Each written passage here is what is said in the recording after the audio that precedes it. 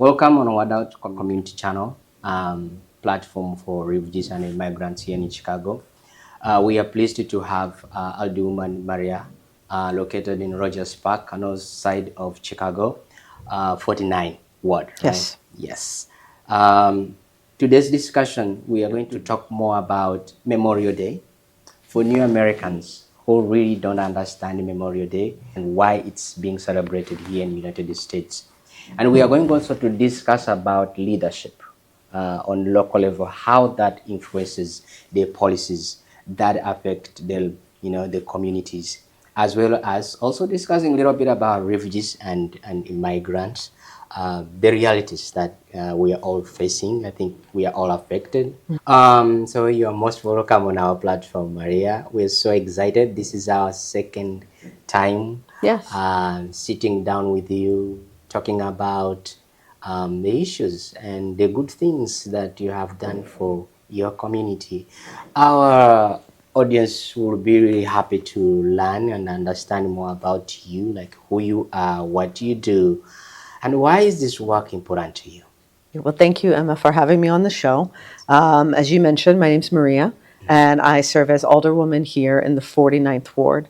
So, alderwoman in Chicago is the elected representative for Chicago City Council. Our city council is comprised of 50 elected representatives or alderpersons, and we represent a ward. So, our jurisdiction or our district is a ward. So, as you mentioned, I represent the 49th Ward. I am serving in my second term. Our terms are 4 years long, and so I've been twice elected, and the next election comes up in 2027. So I'm in my seventh year of service here in the community.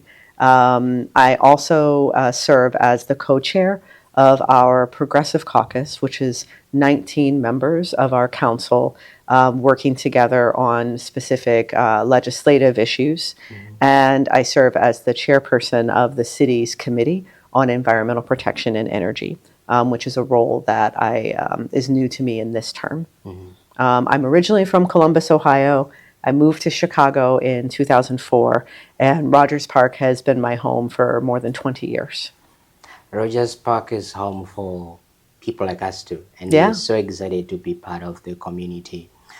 Speaking of speaking of Alderwoman, I think many people may not understand government leadership structure. Sure.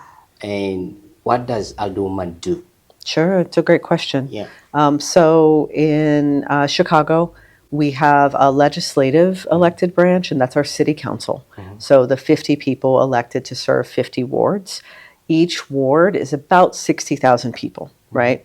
So our ward, the 49th Ward, is very dense. We live in a lot of big apartment buildings, so we have 60,000 people in a small space, about 2.2 square miles. Some communities, 60,000 people, are spread out over a bigger space. So wards aren't all the same size, but they all serve around the same number of people. We also have executive elected leadership, and that's the mayor, the treasurer, and the clerk. And so every 4 years, Chicagoans elect all of those things at the same time.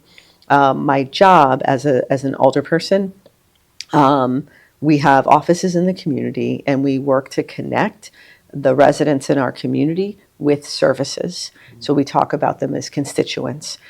So whether it's something small like you have a car here and you need the city sticker so that you don't get a ticket, right? We can help you with information to get your city sticker. Maybe you have a disability and you would like a disabled parking signs to have closer. We can do that. We're in charge of infrastructure in the community. So when you see potholes or the sidewalk that needs fixed, or you want some improvement at a park, the alderperson's office is somebody you can go to. So that's on the ward level. On the city level, we're responsible for voting and making the decisions about our city laws and also our city budget. So every year, one of our biggest decisions is the budget, making sure we have a balanced budget for the year. The city of Chicago's budget is over $16 billion each year. Wow. So it's a big budget. Legislation. This week, I actually passed big legislation to make it easier for Chicagoans to find affordable housing. So, creating an actual website portal. We'll be doing that over the next 2 years so that any city financed affordable housing, that you can go to one place to find it. Because right now, you have to go to a million places. It's not all in one place. So that's also our job, to actually look at maybe problems we have in the city that we face as residents, and to come up with solutions that we pass using legislation. And we have to get everybody to agree, or at least 26 of them, to agree and go through committee processes and then pass through the city. But that's one of the ways in which we make laws and improvements for constituents, and that is a big part of the job of the alderperson. Oh, wow. And I think this is your second term, right? Yes. Congratulations for that. Thank you. So what was your priority for the second term? Sure. Yeah. A lot of it is kind of thinking about a continuation of work. So many of the maybe projects or issues that we look to work on, they're not new, right? So when I first got elected, I talked to neighbors about what was most important to them, and that's how I developed my platform. And my platform was looking at how we can have more affordable and accessible housing for people with disabilities and our elderly, how we can better support our schools to make sure that our neighborhood schools get more attention and resources, working on supporting the small businesses. Here in Rogers Park, a lot of our businesses are very small, and they're local and they're neighbors, and it's one of the best things about our neighborhood. But it's hard to run a small business, so how could I be more supportive to continue a good environment for them? Some of those things are continual everyday things, right? Oh, we're supporting the small businesses through services or through access, city grants. Some, like when we talk about addressing housing, are also big things like legislation, which can take a few years, or building new housing. So we are building a new all affordable 80 units of housing at Howard and Paulina. It took us 4 years just to get the funding, right? And it just passed through final approval through council this past week. And hopefully they'll break ground on construction in September. So when I look at the second term, there are a lot of, if you want to think of seeds that were planted in the first term that are just coming to fruition in the second term. Because some of these projects take a long time. They're not short things. So I've largely continued a lot of work, but adding some additional work on environmental protection. So some legislation around that. We're currently working, but we haven't yet passed through council. We passed through committee. Heat protections for outdoor workers. We know the climate is changing. It's getting hotter when it's hot, colder when it's cold. A lot of times here in Chicago, we're hotter for longer periods of time. And so we're working on how can we make sure we have the right education from employers and protections like shade and water for outdoor workers, because Chicago didn't used to have to worry about that too much. Okay. So we wanted to talk more about Memorial Day. Yes. It's a day that I think we honor our soldiers, right?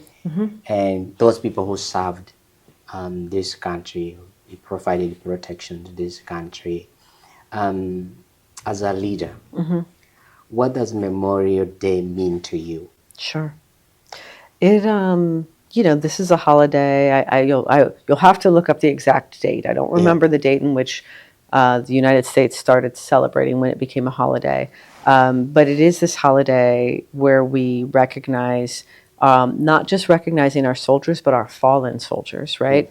So if we think about those who have been killed in battle or died in service in protection of the country.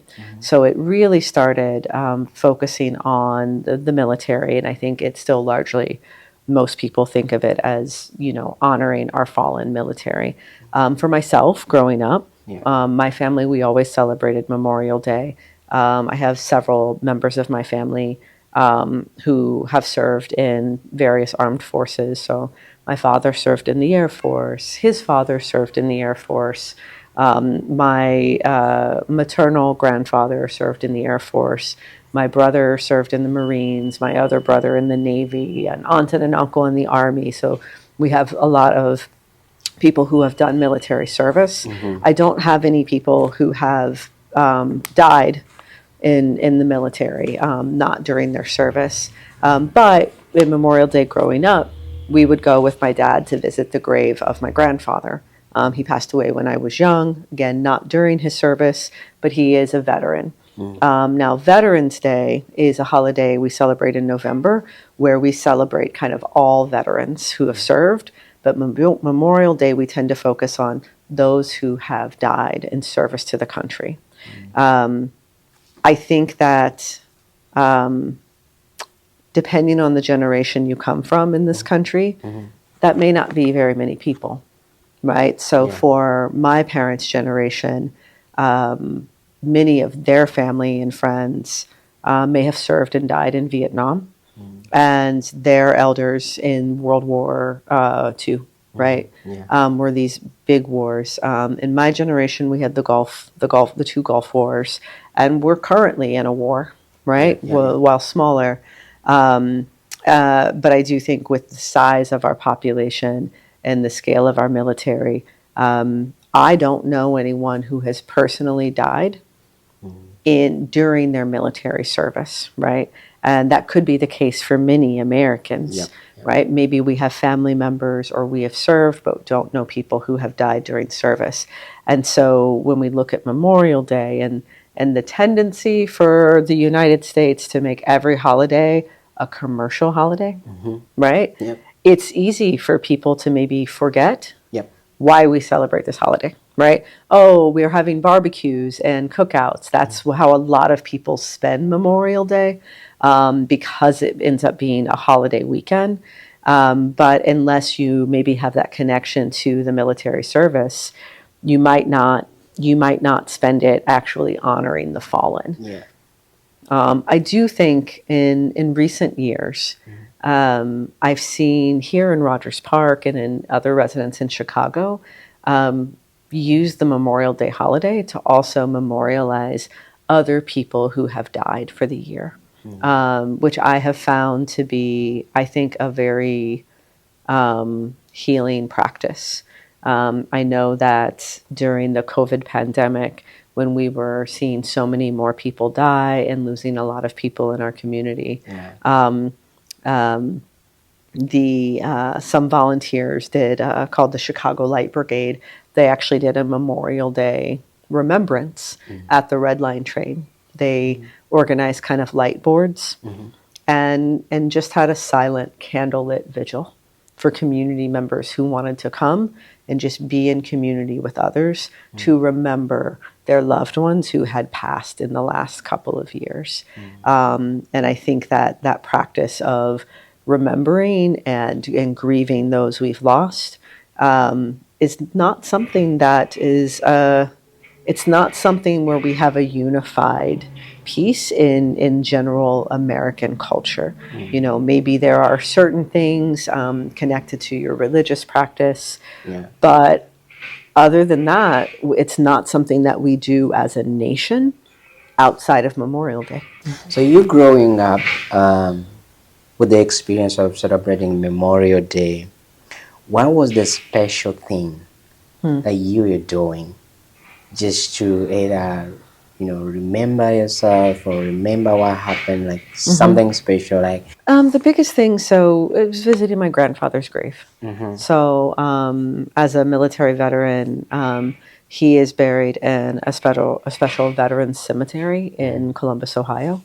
And so on Memorial Day, growing up, my brother and I would go with my father to just visit the grave of my grandfather. Okay, the reason why I brought up Memorial Day, I'm just trying to relate with refugees and immigrants. Absolutely. Who might have left their countries and they came in this country, but maybe they left their country because of war or conflicts. and they are here. Some of them, they have lost almost everything. They have lost families, family members died in the war, and some of them served in the war too, back home there. And I'm looking at how we can relate this. Yeah. Like, new Americans, that includes asylum seekers, migrants, refugees, these are new Americans. Yes. They might find it very challenging to understand the Memorial Day. What would you think to relate the experience of new Americans celebrating Memorial Day with Americans? I love this question, right? I think it's a very interesting question. And it's a very American question, right? Yeah. So one of the things about this country is we are comprised of waves of new Americans every generation. Yep. And it's one of the things that defines our cultures and our traits. And when you come to a new country, a lot of times there are things in which you adopt or kind of assimilate to that country's like culture. Yep. And one of the things about this country is we also, for the new Americans, you're bringing your culture here as well. And I think that figuring out what significance a holiday like Memorial Day can have to you as a new American is something that should be decided by the new American, right? Yep. But to your point, I loved when you reached out about this because I had not thought of this, right? It is an opportunity to memorialize, and perhaps locally, there are even things we could do. We could have a Memorial Day celebration, Yep. right? We could invite people to come and share stories of their loved ones that they've lost. In our nation's capital and in many places, we honor our fallen through monuments, right? We have memorial walls with the names of the people who have died serving the country. We have a very small monument here in Rogers Park. Yeah. That's actually getting finalized. So if you can picture, it's one of our kind of weird intersections, Ashland, Rogers, and Birchwood. Down here. Yeah. Yep. Okay. So they did a little construction. It used to be like a little triangular island, if you can remember, kind of a weird intersection. We had a triangular island of lawn, and there was a boulder with a plaque in the center of it. It's called the Joyce Kilmer Triangle. Joyce Kilmer was a military veteran. We also have an elementary school named after him. Kilmer Elementary is. Oh, the other. Yeah, it's Joyce Kilmer Elementary. So he was a military veteran. I don't know from which war. I'm going to have to do more research. Long before my time. Yeah. So we have this monument in addition to the school here in the neighborhood. So the city redesigned the intersection to make it safer for cars and pedestrians. Yeah. And in doing so, we actually got to make some choices on how to improve this monument. So construction starts this week. There'll be a kind of paving, there'll be seating for the public, and some landscaping, and the boulder will be kind of put on a bit of a pedestal so there's more visibility to it. That could be a good site for an actual Memorial Day celebration. And so I'm open to ideas of perhaps next Memorial Day, we could actually gather there and invite people to bring photographs, stories, perhaps letters of memorializing their loved ones that we could all celebrate and share together.